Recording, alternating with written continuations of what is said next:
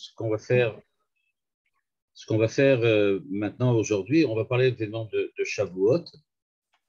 Et parler de Shavuot, j'ai essayé de trouver quelque chose d'un petit peu original parce que bon, je ne veux pas dire que ce qu'on fait d'habitude, c'est pas original.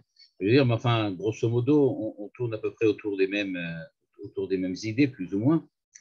Et ce que j'ai essayé de chercher, donc un commentateur qui soit un petit peu hors norme, qui sorte un petit peu de l'ordinaire. Et donc, j'ai trouvé un commentaire intéressant chez Avraham Yoshua Heschel.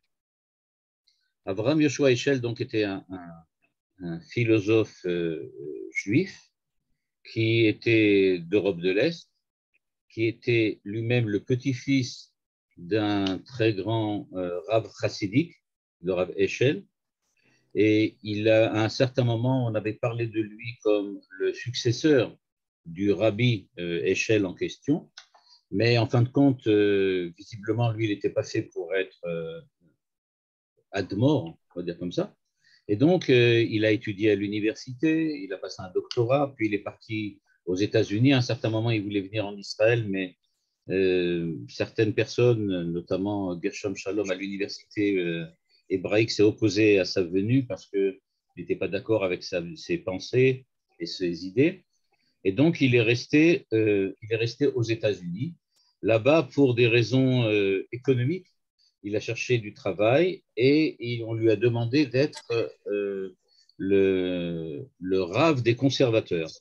Et donc, il est devenu, en fait, le rave des conservateurs, c'est-à-dire celui qui leur donnait pas tellement du point de vue de la halakha, mais du point de vue de la pensée. Il est devenu enseignant là-bas dans le grand Beth Midrash des conservateurs. Et c'est là-bas qu'il a continué jusqu'à la fin de sa vie. Donc, ce qui fait que du point de vue d'Israël et de la communauté orthodoxe juive, il a perdu toute légitimité, puisqu'en fait, il est devenu représentant, on peut dire comme ça, des conservateurs. Et donc, il a perdu toute légitimité. Et donc, évidemment, il ne pouvait avoir aucune présence véritable à l'intérieur, on peut dire comme ça, du dialogue interne orthodoxe et religieux. Il n'empêche que lui était religieux. Lui-même était religieux. Il était véritablement religieux dans le sens qu'il il faisait attention à la halakha, à toutes les mitzvot, il étudiait, etc. Mais il était différent du point de vue de sa pensée. Et donc, c'est ce qu'on va voir un petit peu ce qu'il va faire aujourd'hui. Ce n'est pas quelque chose qui a rapport directement avec la halakha, on n'a pas de problème avec ça. Mais ce qu'on va découvrir maintenant, c'est qu'il a une interprétation très intéressante de qu'est-ce que c'est que Mahamad Ar-Sinaï, c'est-à-dire le fait que Dieu ait donné la Torah sur le mont Sinaï. Et on va voir, c'est un chapitre tiré d'un livre très connu qui s'appelle Dieu en quête de l'homme, que peut-être vous avez en français. Moi, je ne l'ai pas en français, je seulement. Ouais. Oui. Voilà, Oui. donc vous l'avez près de chez vous à la maison, Dieu en quête de l'homme. Donc il y a un chapitre entier qui est consacré, un petit chapitre qui est consacré à Mahamad Ar-Sinaï. Et c'est ce qu'on va essayer de montrer maintenant. Bon, moi, je l'ai ici en hybride, donc je vous proposerai donc en hybride, mais enfin, je vais traduire rapidement. Et donc, pour tout complément, vous pouvez regarder là-bas dans le livre lui-même. Vous voyez, ce n'est pas très long, et c'est en général, en français, c'est bien écrit. En tout cas, ce que présente Heschel, c'est la chose suivante. Il veut essayer de comprendre en quoi et comment le Mahamad Ar-Sinaï, c'est-à-dire le don de la Torah sur le mont Sinaï, est-il quelque chose de particulier. Et pour cela, ce qu'il fait, c'est qu'il va il va poser une question, qui est la première question qu'il va poser, qui est très très forte, vous allez le voir tout de suite, parce qu'il propose de regarder, ou d'observer, on va dire, d'observer ce qu'écrit la Torah d'une manière tout à fait originale. Je lis maintenant en hébreu, encore une fois, en français, vous le trouverez dans le livre. Il dit la chose suivante. Ketsad nitan la'alot ala da'at sha'chavui la'ad yegalui lefet. C'est-à-dire, nous dit-il, le véritable problème que pose le Mahamad Ar-Sinaï, c'est comment imaginer que Dieu, qui est toujours dissimulé aux yeux de la créature, aux yeux des créatures, puisse brusquement se révéler et apparaître. C'est-à-dire qu'en général, il va en parler tout de suite par la suite, en général, nous voyons ça d'une manière différente. C'est-à-dire que nous voyons tout ce qui a rapport avec la révélation divine comme quelque chose que nous attendons, que nous espérons. On espère enfin voir Dieu se révéler. On espère enfin avoir la chance de pouvoir rencontrer de façon réelle notre Créateur. Mais dit Heschel, c'est pas exactement ça ce que la Torah nous présente. La Torah nous présente au contraire une autre question. Est-il possible d'imaginer que Dieu, qui est toujours dissimulé aux yeux des créatures, puisse maintenant se révéler? Et il nous dit, si c'est vraiment le cas, comment est-il possible de se préparer à une telle rencontre? Est-ce que l'homme peut-il vraiment être en contact avec le Créateur? Je ne sais pas si vous voyez la différence de la manière dont il pose la question. Et en fait, cette question, il la pose parce que, d'après lui, c'est ça le sens de ce qui est écrit dans la Torah. C'est-à-dire que la Torah, en fait, d'après lui, et il va essayer de le montrer tout au long de son exposé, la Torah demande en fait à l'homme de se préparer à la rencontre de ce qui, a priori, lui semble impossible. Je ne sais pas pourquoi, dit Heschel, les hommes sont tellement contents quand on va leur dire que Dieu va se révéler. Mais si on regarde bien de quoi on parle, la révélation divine, c'est quelque chose d'extrêmement effrayant.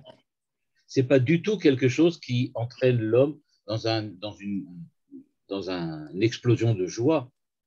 C'est quelque chose, au contraire, qui est extrêmement effrayant parce qu'être en présence du Créateur, ça veut dire que l'homme, pratiquement, n'existe pas, n'a plus aucun sens. Il n'a plus aucune possibilité de cacher quoi que ce soit.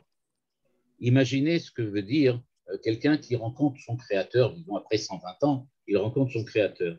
Le Midrash nous le décrit en des termes extrêmement forts et effrayants.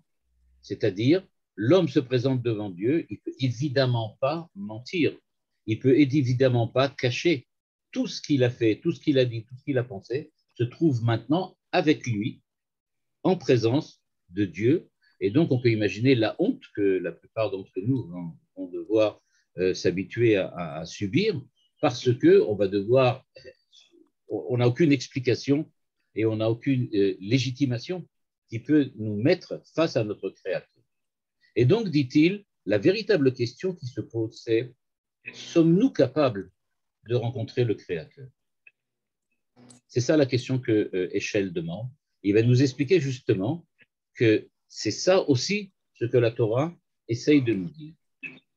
Est-ce que vous êtes prêts à rencontrer le Créateur? Si maintenant vous commencez vous-même à essayer de résumer pour vous ce qui s'est passé durant la révélation divine sur le mont Sinaï, vous allez voir que brusquement, de très nombreux versets qui a priori nous semblent anodins vont prendre tout à fait une autre dimension, notamment le célèbre Midrash qui dit, pardon, pas le Midrash, mais les versets qui disent, pardon, les versets qui disent que quand Dieu a voulu parler, les enfants d'Israël ont dit on a trop peur, on ne veut pas. C'est-à-dire que quand on lit ce verset, bon, on a pris l'habitude, c'est comme ça que ça s'est passé. Et on sait bien que les enfants d'Israël ont eu peur et ils ont dit à Moshe, va toi écouter ce que Dieu a à dire et répète-nous. Mais ça veut dire quelque chose d'extrêmement fort. On a proposé aux hommes de l'époque, à Israël de l'époque, à ceux qui ont déjà vécu les 10 plaies en Égypte, ceux qui savent et qui ont reconnu la présence de Dieu, ceux qui ont passé la mer Rouge, ceux qui ont assisté à tous les miracles et qui vraiment, pour eux, Dieu est présent, il n'empêche que quand ils doivent se rencontrer directement avec le Créateur, ils refusent. C'est-à-dire, mettez-vous dans la peau, on va dire comme ça, des gens de l'époque, et on va comprendre qu'en fait, notre, je veux dire comme ça, notre conception de ce que peut être une rencontre avec le Créateur est, semble-t-il, complètement erronée. Nous avons dans l'esprit rencontrer le Créateur, ça va être enfin la joie, on peut dire comme ça, la tranquillité, l'harmonie. Eh bien, pas du tout. On voit que quand les enfants d'Israël en ont eu l'occasion, personne n'a voulu que ça continue. Et donc, c'est pour ça, nous dit Heschel, qu'il faut tout à fait regarder le don de la Torah selon un autre angle. Pas du tout l'angle de l'harmonie plénière, de la tranquillité, de la réalisation, on peut dire comme ça, de la perfection. Pas du tout. On parle de quelque chose de véritablement effrayant. Je ne veux pas dire que ce n'est pas un film d'horreur, mais c'est certainement pas quelque chose qui entraîne l'homme sur le chemin de la joie et de la sérénité. Et pourquoi il le dit tout de suite à la 3e ligne déjà, ligne 8 ici.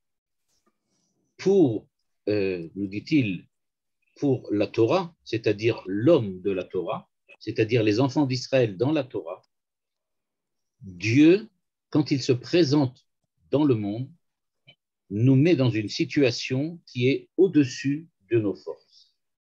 C'est ça, pas seulement l'hypothèse, mais l'axiome de la Torah au moment de la révélation du Sinaï. Et encore une fois, je reviens sur cette idée parce que c'est extrêmement important. Nous attendons impatiemment que Dieu se révèle. Les enfants d'Israël avaient peur que Dieu se révèle, et quand il s'est révélé, ils avaient peur de ce qu'ils étaient en train de vivre. Et donc, nous dit le Heschel, c'est parce que c'est au-dessus des forces de l'homme. C'est, je vais dire de cette façon-là, c'est anormal. C'est tout simplement anormal. Il n'est pas normal que Dieu se révèle. Le Créateur ne doit pas se révéler. Il doit rester caché. Pourquoi il doit rester caché? Parce que dès qu'il se présente à l'homme, l'homme n'a plus de raison d'être, l'homme n'a plus de raison de vivre. Il se trouve face à Dieu, et donc Dieu lui impose, on peut dire d'une certaine façon, sa présence, qui l'empêche, lui, de continuer à vivre. On pourrait donner l'exemple que donne très souvent dans les livres de Kabbalah, dans lesquels ils disent que c'est comme regarder le soleil directement avec les yeux. C'est vrai que le soleil est la source de la lumière. Sans lui, on ne verrait pas. Tout ce que nous voyons aujourd'hui, c'est par la réflexion de la lumière solaire. Mais il n'empêche que regarder directement le soleil, ça rend aveugle. Eh bien, c'est ce que nous dit Heschel. Il nous dit la Torah, il va le montrer maintenant de manière très convaincante. La Torah nous explique tout le temps, maintenant, durant tous les versets qui explicitent le don de la Torah sur le mont Sinaï, qu'on a peur de ce qui va se passer et on essaye de diminuer, on va dire comme ça, de minimiser les dégâts que va provoquer la révélation divine sur le mont Sinaï. Et donc, comme je le disais tout à l'heure, ce n'est pas du tout comment on dit comme ça, un chemin de rose. Pas du tout. C'est quelque chose d'extrêmement éprouvant. Première chose, dans le livre de Shemot, chapitre 33, verset 20, Ki lo yareni à Adam bacham. Tout simplement. Quand celui qui voit Dieu ne peut pas continuer à vivre. C'est ce que dit le verset. C'est-à-dire que le verset Shemot Lamed Gimel Eslim, et aussi dans Dvarim, dans le livre de Dvarim, eh bien, dans les deux versets, on voit bien que la Torah nous dit, et Dieu dit, sachez que quand je vais me révéler, vous ne pourrez pas continuer à vivre. Le Midrash reprend cette idée, reprend cette, on va dire comme ça, cette affirmation, et nous dit de manière très très claire, les anges ont récupéré les enfants d'Israël qui s'étaient enfuis du mont Sinaï. C'est-à-dire, nous raconte le Midrash, qu'à la suite de la révélation divine, le peuple d'Israël s'est immédiatement dispersé aux quatre coins du monde et parti directement de peur de ce qu'il était en train de vivre. Et le Midrash raconte que les anges sont partis récupérer tous les enfants d'Israël pour les ramener autour du mont Sinaï. C'est-à-dire que le Midrash dit bien que c'est véritablement une épreuve et qu'il fallait effectivement intervenir pour permettre aux enfants d'Israël d'écouter ce que Dieu a leur dit. Deuxièmement, si on regarde ce qui s'est passé au moment d'Abraham, on nous dit que Vaï Hashemesh Lavo, le soleil était en train de se coucher, Tardema Nafla al Avraham. Et Avraham s'est endormi. Il a commencé à somnoler. Et regardez la suite du verset. Ve'ine, ligne 10, Ema Chashecha Gadla Gdola Nafla alav. C'est-à-dire qu'il a été pris d'une terreur énorme qui l'a envahi. Il a été envahi de terreur. Donc, imaginez, Avraham Avinu, quand Dieu le rencontre, pour lui annoncer Brit Ben Abtarim, il est terrorisé par la présence de Dieu. Et tout ça, c'est bien comme on dirait chez nous, il a reçu une piqûre de tige-touche. C'est-à-dire qu'on l'a endormi plus ou moins pour qu'il ne soit pas trop, choqué. Donc, bien qu'il est pratiquement, on peut dire comme ça, il soit pratiquement dans un état latent, malgré tout, il est terrorisé par ce qu'il est en train de vivre. C'est-à-dire, encore une fois, nous dit Eshel, la rencontre avec Dieu, c'est quelque chose d'extrêmement fort. Et donc, il n'y a pas tellement de possibilités pour l'homme.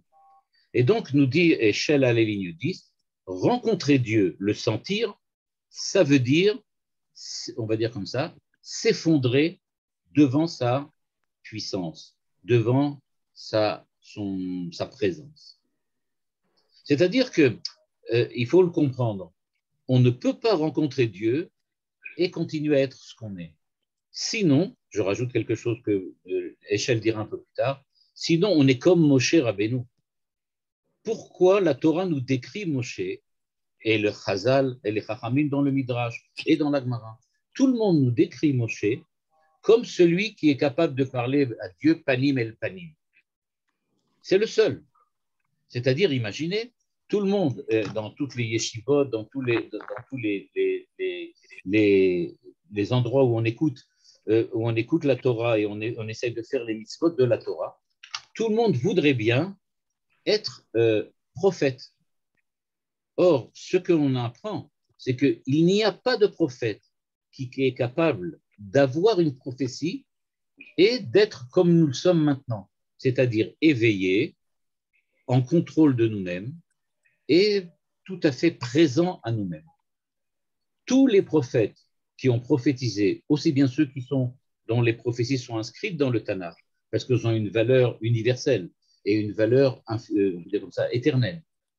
Et même ceux qui ont prophétisé, mais dont les prophéties ne sont pas écrites, ils se sont tous retrouvés dans la situation d'Abraham, c'est-à-dire un petit peu inconscient, comme Abraham, qui a commencé à s'endormir, et terrorisé par la présence de Dieu. Donc, ce que l'on voit, c'est, nous dit Eshel, qu'il n'y a pas d'autre chose à faire que on peut dire comme ça, de craindre cette présence divine. Et donc, nous dit Eshel, eh bien, par exemple, si on regarde les versets qui traitent des versets, on voit que les prophètes disent j'ai terriblement peur. Par exemple, quand Dieu se révèle à Moshe, il y a écrit Lavat esh mitoch hasene vayar vine asne boer vaesh vasne eneno uka. Au moment du sné, c'est-à-dire du buisson ardent, il y a donc un buisson qui brûle, mais il ne brûle pas. Il y a une flamme, mais il ne brûle pas. Et qu'est-ce que dit Moshe? Moshe dit je vais m'approcher pour voir pour quelle raison le buisson n'est pas consumé. Comment se fait-il qu'il n'y a pas de consommation du buisson, bien qu'il y ait une flamme?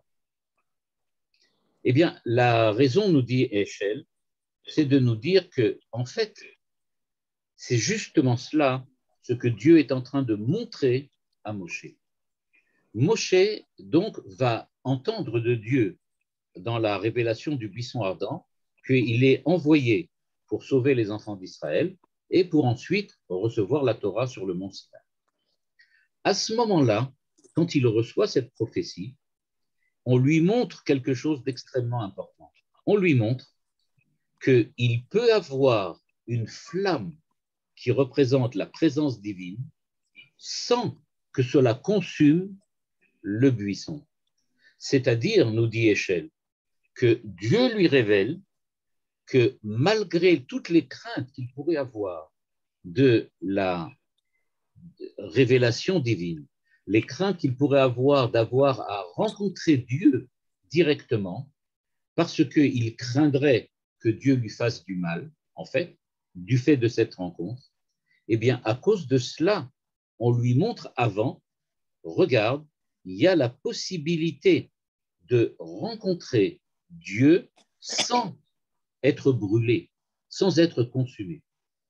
Et c'est comme si Dieu dit à Moshe, je vais entamer avec toi un dialogue d'une autre dimension, différent, dans lequel vous allez maintenant, à partir de maintenant, dans lequel vous allez découvrir que Dieu n'est pas une menace, que Dieu n'est pas là pour que sa présence n'est pas un danger.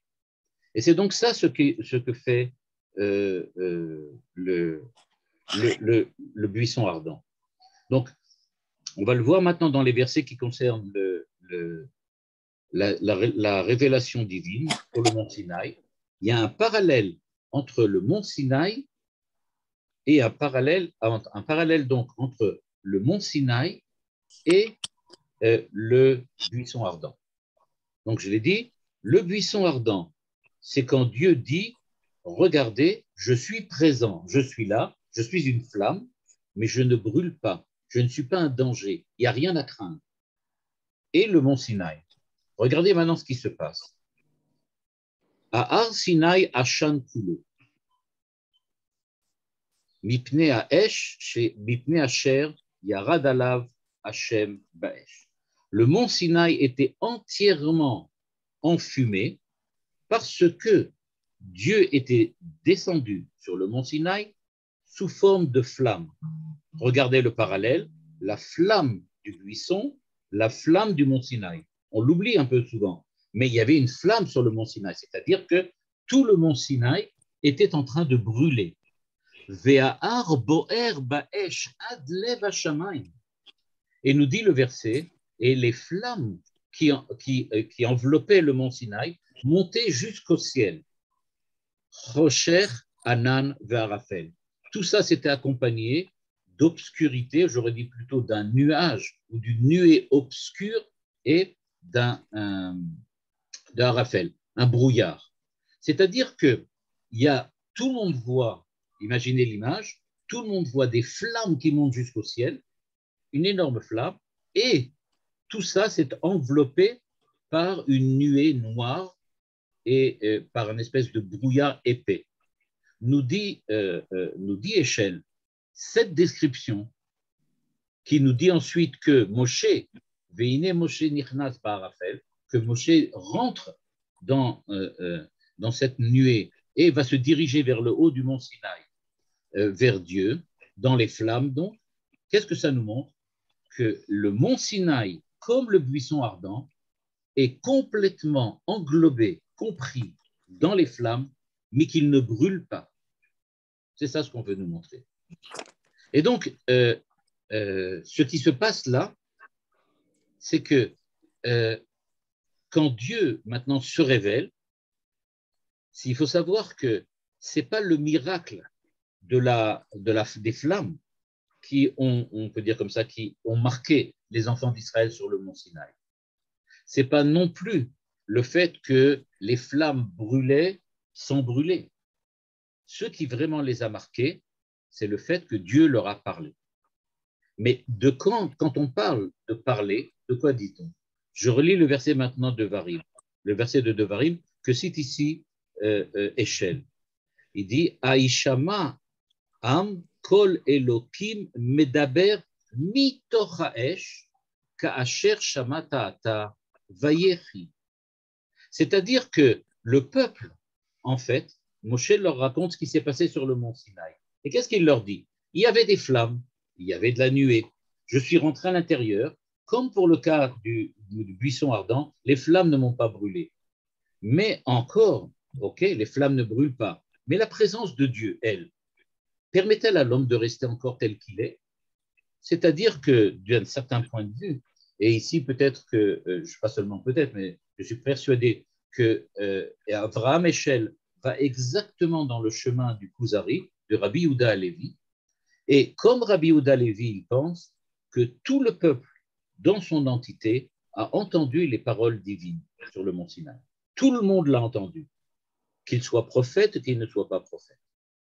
Et maintenant, la question qui se pose est la suivante. Qu'est-ce qui est plus fort?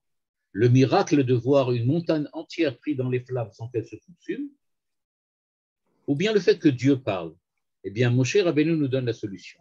Il nous dit, ligne 29, est-ce que vous connaissez un peuple qui a entendu la voix divine sortir des flammes et qui a continué à vivre? C'est-à-dire que ce qui a le vrai miracle pour les enfants d'Israël, ce n'est pas du tout les flammes, mais c'est la parole divine, le fait qu'on rencontre Dieu. C'est ça le problème. Et c'est ça ce que Moshe Rabbeinu leur dit. Et vous vous rendez compte, vous avez rencontré Dieu et vous vous en êtes sortis. C'est-à-dire que vous n'êtes pas mort. Et je vais rajouter, vous n'êtes pas non plus tombé évanoui comme Avraham Avinu et comme encore beaucoup d'autres prophètes après lui, comme par exemple Yirmiyahu et d'autres encore.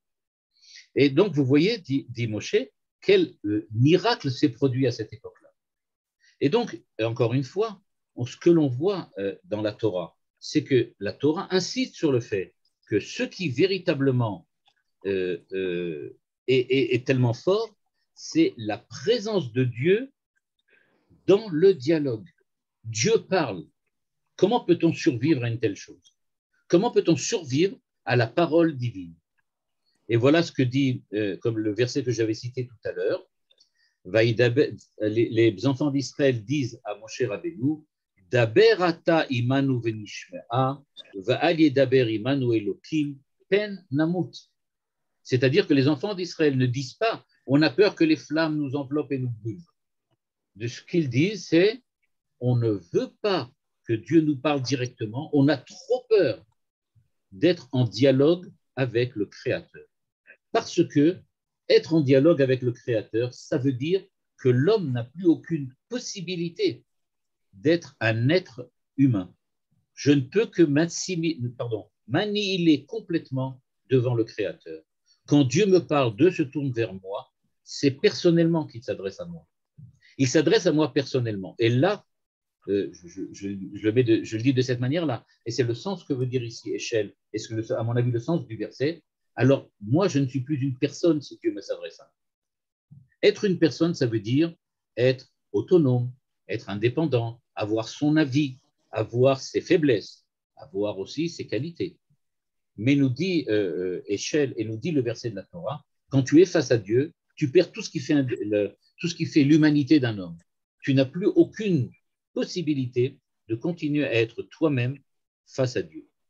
Et c'est pour ça que les enfants d'Israël, en fait, nous dit Échelle, eh bien, disent à Moshe Rabbeinu, tu sais quoi, toi, tu es capable de le faire. Toi, tu es capable d'être avec Dieu. Nous ne sommes pas capables. Je reviens encore une fois sur cette idée. L'aspect romantique que l'on a l'habitude d'entendre autour de la révélation du mont Sinaï, d'après les psukim, d'après les versets de la Torah, est, à mon avis, et certainement à l'avis de Échelle, erroné. Ce n'est pas du tout quelque chose de romantique. C'est quelque chose d'effrayant. C'est quelque chose qui est une véritable épreuve que seul Moshe Rabbeinu arrive à réussir à faire. Et donc, si on se pose la question, alors quelle est la spécificité de Moshe Rabbeinu? C'est qu'il est resté un être humain malgré la présence de Dieu. Qu'il a pu continuer à être ce qu'il est, à continuer à vivre ce qu'il est, malgré tous les défauts que peut présenter l'homme, tous les manquements que l'homme a à son humanité. Malgré tout, il a pu rester face à Dieu. C'est ça sa grandeur et c'est ça sa spécificité. C'est pour cela, nous dit Échelle, que si maintenant on relit ce qui a été écrit dans la Torah, on va découvrir beaucoup de choses qui sont extrêmement explicites. Premièrement, les 10 commandements. On nous dit que Dieu a parlé aux enfants d'Israël, mais on le dit Mitor Haesh Ha'anan Ve'Ha'arafel. Dieu a parlé à partir des flammes, des nuées et du brouillard. C'est-à-dire que contrairement à ce qu'on a l'habitude de voir, Dieu, je vais le dire de cette façon-là, vous allez comprendre pourquoi, Dieu ne s'est pas révélé directement aux enfants d'Israël. Ce qui veut dire que si on accepte de dire que ce n'est pas simplement de la poésie, que la Torah est simplement une œuvre poétique, et donc on nous dit que c'était dans les flammes, etc., pour essayer de décrire ce qui s'est passé. Mais pas du tout. En fait, on nous dit que ça a une valeur, à savoir que Dieu, quand il se révèle, il ne se révèle pas. À savoir, il reste dissimulé dans les flammes, dans l'obscurité, dans la nuée, dans le brouillard. Il n'y a pas de révélation de Dieu directement comme le soleil qui brûlerait les yeux. Dieu ne se révèle pas de cette manière-là. Il se filtre. Il y a un filtre. Il y a les flammes, les nuées, etc. C'est-à-dire que, encore une fois, quand la voix est apparue, ils n'ont pas eu présence de Dieu directe.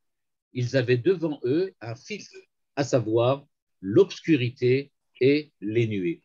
C'est de la nuée que la voix est sortie, à travers la nuée, mais à travers le filtre de la nuée. Quand on parle de ça, par exemple, Shlomo Amelech écrit Lishkon ba'arafel. Quand il parle de Dieu, il dit à celui qui réside dans Arafel, le brouillard, dans l'obscurité. Et donc, tout se passe dans la révélation du Sinaï, comme si c'est l'essentiel de la révélation, c'est justement le fait que Dieu se dissimule dans la nuée, mais ne se révèle pas directement. C'est pour ça qu'il est écrit que Dieu a appelé Moshe à partir de la nuée, ligne 11, que Dieu se révèle à Moshe et lui parle dans la nuée, que Dieu descend avec une nuée et que le kavod de Dieu se révèle dans la nuée. Et comme quand Dieu se révèle aux enfants d'Israël dans le tabernacle, alors il écrit Ki be'anan erae el akaporet. Je vais me révéler à vous dans une nuée qui se trouve au-dessus du couvercle de l'Arche sainte. C'est-à-dire que même quand il s'agit de se révéler, Dieu se dissimule. La révélation de Dieu n'est pas directe, mais elle a une dissimulation. Parce que il n'est pas possible d'envisager la présence directe, totale et absolue de Dieu face à l'homme et que l'homme reste un homme. C'est pour ça que Dieu est présent avec un filtre. Et voilà ce que dit le livre de Shemot. Vayomer Hashem el Moshe, ligne 16, Ine anochi ba'elecha be'av et anan. Je viendrai à toi des profondeurs de la nuée. Des profondeurs de la nuée. C'est-à-dire pas dans la nuée à l'extérieur, pas dans une petite nuée, mais des profondeurs de la nuée. C'est ça véritablement le miracle du mont Sinaï. Donc, comme on le voit et comme le montre très très bien ici Échelle, ce qui fait la spécificité de la révélation du mont Sinaï, c'est que cette révélation préserve la dissimulation du Créateur. Dieu se révèle, mais pas totalement. Dieu accepte de se révéler tout en continuant à se dissimuler. Et c'est pour cela donc que les enfants d'Israël ont peur. Les enfants d'Israël s'éloignent. Le Midrash qu'on a cité tout à l'heure nous dit qu'ils ont tellement eu peur qu'ils se sont enfuis et qu'on les a ramenés de force. Et donc, ce qui se passe, c'est que les enfants d'Israël ont peur, Moshe Rabbeinu, et voilà justement ce qu'il est lui, qui il est lui. Eh bien, Moshe Rabbeinu est celui qui n'a pas peur, c'est-à-dire celui qui est capable de rentrer dans la nuée pour parler au Créateur. C'est pas pour rien que Moshe Rabbeinu nous donne la Torah. Lui est capable de rester un homme tout en rencontrant Dieu. C'est ça, véritablement, ce que la Torah appelle Aspaklaria Meira. C'est-à-dire que nous dit le Midrash, la différence entre Moshe Rabbeinu et les autres prophètes, c'est que lui, il a vu Dieu comme à travers une vitre, alors que les autres l'ont vu comme le reflet dans un miroir. C'est ça ce qui s'est produit. Les enfants d'Israël, qui à cette époque-là, avaient la capacité d'être prophètes, comme le dit Rabbi Yehuda Halevi dans le Cousin. Donc, les enfants d'Israël qui étaient prophètes ne voyaient Dieu que comme un reflet dans un miroir. Ils ne le voyaient pas directement. Il fallait passer par quelque chose qui filtre. C'est ce qu'on appelle ici la nuée, le brouillard, etc. Donc, ils n'ont pas vu Dieu directement. Ils ont vu quelque chose de filtré. Moshe Rabbeinu est rentré dans la nuée, c'est-à-dire qu'il a passé le filtre et qu'il a rencontré Dieu directement. C'est ça la qualité et les vertus de Moshe Rabbeinu, et c'est ce qui fait on peut dire quoi, son unicité dans l'histoire du monde, comme on dit, Loaya que Moshe. Il n'y aura plus jamais personne avant Moshe comme lui, ni plus jamais après. Il est quelqu'un d'exceptionnel parce qu'il est capable d'effectivement rencontrer le Créateur. Qu'est-ce que cela veut dire alors maintenant quant à la révélation du mont Sinaï et des 10 commandements? C'est ce que Échelle demande donc maintenant. Qu'est-ce qui s'est vraiment passé sur le mont Sinaï? Nous dit Échelle la lecture des versets, encore une fois, la lecture des versets, après ça, on peut voir le Midrash. Et vous allez voir que le Midrash soutient la lecture que Échelle propose. Il nous dit en fait, on nous dit la première chose, Shemot, on nous dit comme ça, Shemot chapitre 19, on nous dit Vayered Hashem al Har Sinai el Rosh Ha'ar. Dieu est descendu sur le mont Sinaï, sur le sommet de la montagne. Donc là, c'est clair. Dieu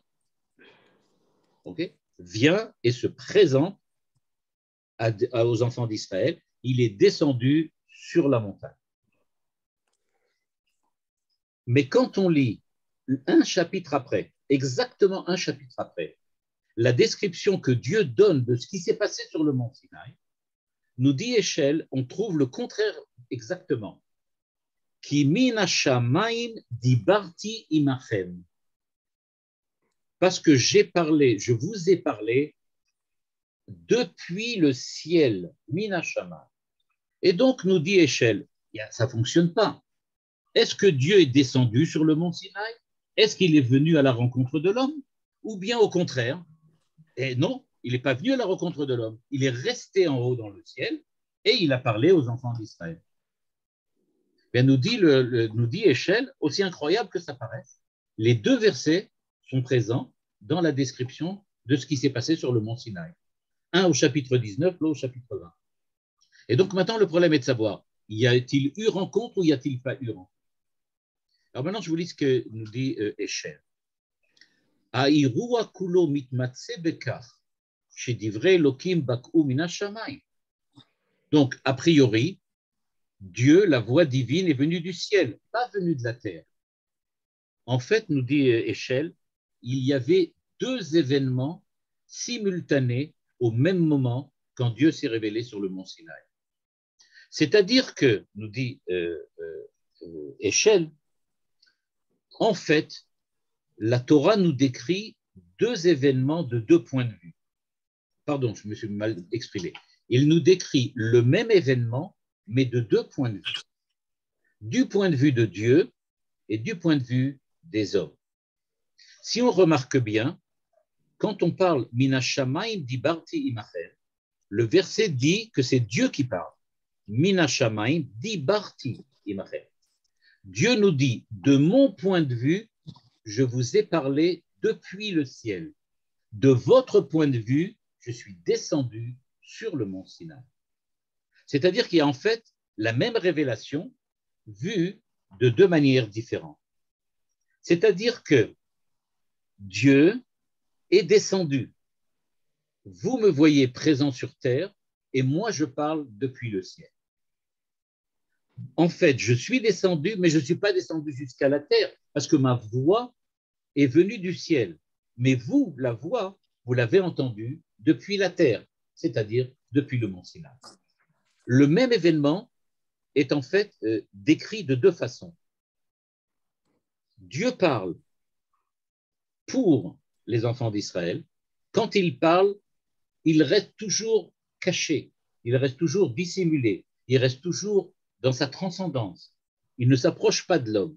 Il restera Dieu toujours. Mais l'homme sentira que Dieu est présent avec lui. C'est ça, j'aurais pu dire, l'énormité de l'événement sinaïque. Dans cet événement sinaïque, nous avons vu la présence de Dieu à côté de nous, tout en restant des hommes, alors qu'en fait, Dieu a parlé depuis le ciel sans s'approcher de nous.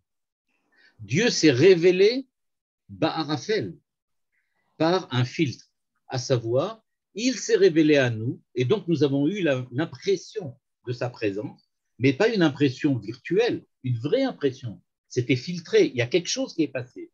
Dieu était vraiment avec nous. Mais d'un autre côté, Dieu est resté dans sa transcendance, Dieu est resté au-delà de l'homme. Et donc, nous dit Échelle, il faut comprendre que ce n'était pas du tout quelque chose de virtuel. Ce n'était pas du tout un mensonge. Ce n'était pas du tout un mensonge qui s'est passé là-bas. Ce n'est pas que Dieu a fait semblant de venir et puis il a je sais pas quoi, il a hypnotisé les enfants d'Israël et leur a dit voilà, vous avez l'impression que je suis là, mais en fait, je ne suis pas là. Ce n'est pas du tout ça. C'est ça ce qu'on appelle la révélation. La révélation, c'est une espèce de paradoxe, de présence-absence qui est simultanée et j'aurais pu dire comme ça, et en même temps. C'est-à-dire que Dieu n'est jamais complètement présent pour l'homme, sauf pour Moshe Rabbeinu. Mais Dieu n'est jamais complètement présent pour l'homme. Donc Dieu est présent-absent. L'homme ressent la présence, Dieu insiste sur l'absence. C'est ça ce que nous dit Échelle. Le mont Sinaï, ça a été cette présence-absence qui était un miracle que Dieu a offert aux enfants d'Israël qui n'étaient pas des prophètes. Les prophètes ressentent cette présence absente tout le temps. Dieu leur parle, mais dès qu'ils parlent, eux ne sont plus là. Ils s'évanouissent, ils tombent évanouis, ils s'endorment, ou bien ils sont terrorisés. C'est-à-dire qu'ils ne sont pas tout à fait là au moment où Dieu parle.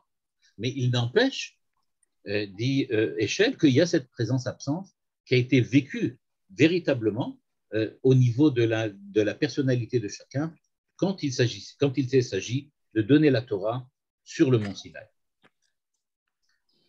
Nous dit maintenant Échelle. Est-ce à dire donc que c'est une rencontre virtuelle? On fait semblant. Dieu ferait semblant. En fait, nous dit Échelle, il y a quelque chose d'exceptionnel que la Torah nous raconte. La Torah nous raconte que les enfants d'Israël ont été terrorisés par la présence de Dieu. On va le lire tout de suite. Le peuple était terrorisé à l'idée que Dieu va venir les voir. Mais ce qu'on va lire, et c'est en ça que c'est extrêmement intéressant, c'est qu'en fait, il s'est produit quelque chose d'extrêmement fort à cette époque-là. Regardez ce que Échelle écrit, les versets qu'il va citer entre la ligne 16 et la ligne 20. Il dit, au moment où les enfants d'Israël ont reçu la Torah, ce qui s'est passé, c'est qu'il y avait en même temps deux grands événements qui se sont produits. Ce que le Midrash souligne en disant que le monde entier a entendu les paroles divines quand les enfants d'Israël ont entendu les 10 commandements.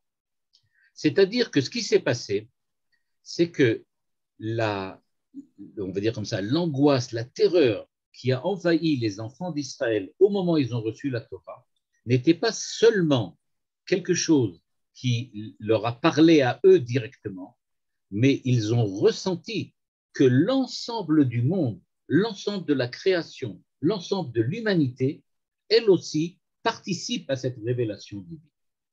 C'est-à-dire que ce qui fait véritablement la force du Mahamad Arsinaï, c'est que, en fait, ce n'est pas seulement les enfants d'Israël qui ont ressenti la présence de Dieu, mais les enfants d'Israël ont ressenti la présence de Dieu tout en ressentant que l'ensemble de la création, elle aussi, participe à cette révélation. Je vais le lire maintenant, regardez dans les pardon, je n'ai pas lu le verset que je voulais lire. Il est ici. Nous dit Eshel, Vayecherad kol ha'am asher bamachane, Vayecherad kol ha'ar me'od. Vayecherad kol ha'ar me'od. Bizarre. Comment est-il possible de dire Vayecherad kol ha'ar? Comment la montagne va être prise de terreur? La montagne n'en a pas peur, ce n'est pas quelqu'un, ce n'est pas une personnalité. Donc comment peut-on dire qu'elle va avoir peur? La réponse de Eshel, qui à mon avis est géniale, c'est de dire la chose suivante. Le monde entier était pris d'un espèce de tremblement de terre énorme. Il y avait un véritable tremblement de terre, un espèce de tsunami affectif qui a pris l'ensemble du monde. Le monde entier a eu peur. Même la montagne a eu peur. C'est-à-dire que les enfants d'Israël ont compris que ce n'est pas une illusion. Dieu ne leur a pas fait croire qu'il se révèle à eux tout en restant dans son monde à lui, dans sa propre transcendance, dans sa propre séparation. Pas du tout. Parce qu'ils ont vu que le monde entier était en train de vivre la présence de Dieu directement. Cette terreur qui les a envahis, ce n'est pas seulement eux, c'est le monde entier. Et le fait qu'ils participent à la rencontre divine en même temps que l'ensemble de la création et de l'ensemble de l'humanité fait que les enfants d'Israël étaient maintenant absolument persuadés que Dieu leur parlait directement et que ce n'était pas une illusion et que ce n'était pas virtuel, c'était véritablement quelque chose de cette manière-là. Et donc, ce qui se passe donc, c'est qu'à chaque fois que Dieu va se révéler, eh bien, on essaye véritablement, Dieu essaye de montrer qu'il y a quelque chose. Le monde entier est en train de maintenant de vivre quelque chose de terriblement nouveau. Si maintenant on regarde ce que la Torah nous dit, eh bien, la Torah, en fait, nous dit Eshel, affirme quelque chose d'extrêmement important pour nous. Pour nous, en tout cas, on est des penseurs, c'est-à-dire qu'on a de la pensée, on réfléchit, on essaye d'utiliser notre pensée, on essaye d'utiliser notre intellect, notre raison pour essayer de comprendre, de saisir Dieu. En fait, nous dit Eshel, quand Dieu se révèle véritablement, c'est véritablement dans le monde de la matière que l'on voit la présence de Dieu. Et donc, ce qui se passe, c'est qu'il n'est pas possible que Dieu se révèle sans que le monde entier ressente sa présence. Ce qui nous indique qu'on ne doit pas être des philosophes, nous dit Eshel. On ne doit pas être des philosophes. Ce n'est pas des concepts philosophiques que Dieu attend de nous. Sur le mont Sinaï, ce qu'il attend de nous, c'est d'être conscient qu'il est là, qu'il est présent, et de le ressentir physiquement, être pris de terreur, ressentir un tremblement. Comme disait le célèbre philosophe danois, crainte et tremblement. C'est-à-dire qu'il faut véritablement savoir que Dieu attend de nous de s'approcher de lui, c'est-à-dire de ressentir véritablement, je veux dire même à la limite physiquement, qu'on est proche de Dieu. Et donc, ce qui se passe sur le mont Sinaï, c'est que chaque fois que Dieu va essayer de se révéler sur le mont Sinaï, puis après par les autres, dans les autres occasions par les autres prophètes, eh bien, il faut savoir, c'est que Dieu se révèle aussi à l'homme en tant qu'homme. Il ne s'agit pas d'effacer l'homme. Il ne s'agit pas d'une extase mystique. Il ne s'agit pas je ne sais pas moi, d'une espèce de réflexion philosophique qui aurait réussi et qui soit parvenue à la plus merveilleuse des compréhensions de ce qu'on peut arriver. Il ne s'agit pas de ça. Il s'agit de quelque chose qui est un mode de vie et un mode de pensée. Il faut que ça soit à la fois une pensée et à la fois un vécu, qui est aussi la morale, comme Manitou l'enseigne très très souvent. Et donc, ce que nous dit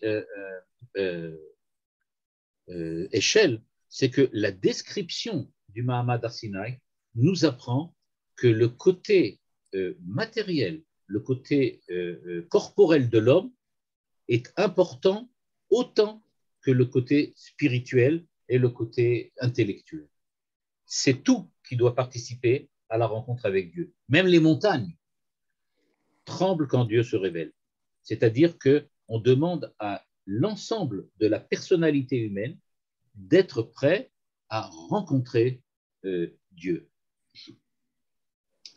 Ce qui dit Heschel, et c'est un peu la conclusion de son exposé, ce que dit Heschel en fait, c'est que si on regarde bien, eh bien, Dieu attend de l'homme d'être un homme. C'est-à-dire que il n'y a pas de tentative de l'homme de monter vers Dieu. Parce que c'est impossible. La philosophie nous donnera seulement des idées. La philosophie nous donnera seulement des concepts, mais elle ne nous donnera pas la présence de Dieu. Parce que la présence de Dieu, ce n'est pas de la philosophie, ce n'est pas des concepts, ce n'est pas des idées. C'est quelque chose qui doit prendre l'homme dans son entité, dans sa plénitude, c'est-à-dire aussi bien corporelle que intellectuelle et spirituelle. Et donc, s'il s'agit véritablement de cela, nous dit Heschel, c'est parce que Dieu se tourne vers l'homme.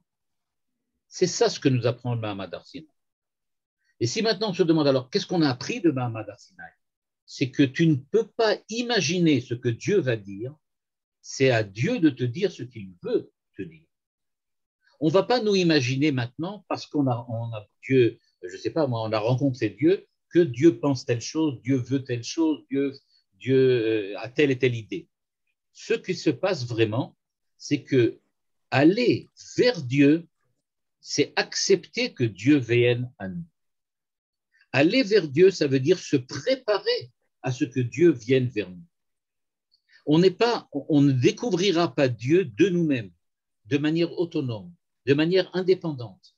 On ne va jamais découvrir Dieu. C'est Dieu qui va venir à nous.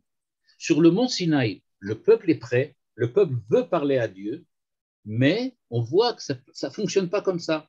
Dieu se dissimule, le peuple a peur, on est obligé de le ramener. Dieu se dévoile à lui. Les paroles que Dieu donne sont des paroles qui s'adressent à l'ensemble de l'homme tel qu'il est. L'homme a peur et l'homme est terrorisé.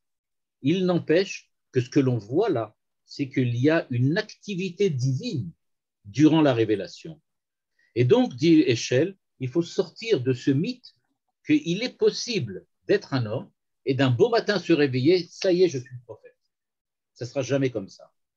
Être prophète, c'est justement savoir les limites des capacités humaines et demander à Dieu de venir à moi dans les limites de mes capacités.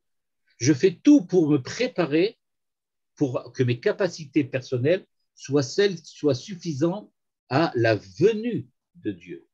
La prophétie, dit ici Heschel, qui dans tout ce chapitre est véritablement un élève de Rabbi Yehuda Halevi, un élève du Kuzari, et pas du tout, entre soi dit en passant, un élève de Maïmonide et du Rambam.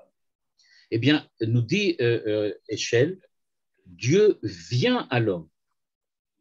L'homme ne s'élève pas vers Dieu.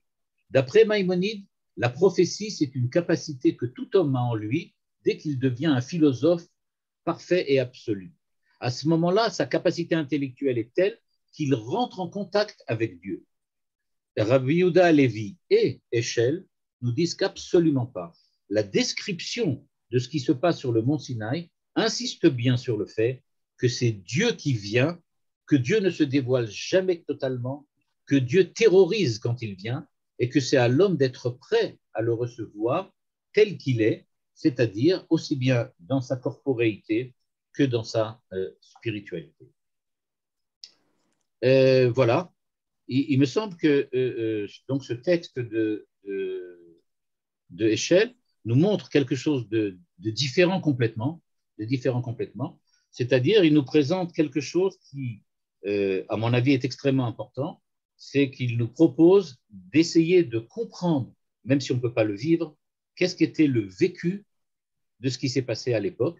Et en cela, il a encore une fois un élève de Rabbi Yehuda Levi, parce que Rabbi Yehuda Levi, dans le Kuzari, dans la première partie, dit que, dans la troisième partie, quand il parle de la prière et il parle de ce que c'est un tzaddik, il dit que le tzaddik prie tous les jours et que le tzaddik essaye à chaque instant de sa vie de revivre les grands moments de l'histoire de la révélation divine, comme par exemple la révélation sur le mont Sinaï.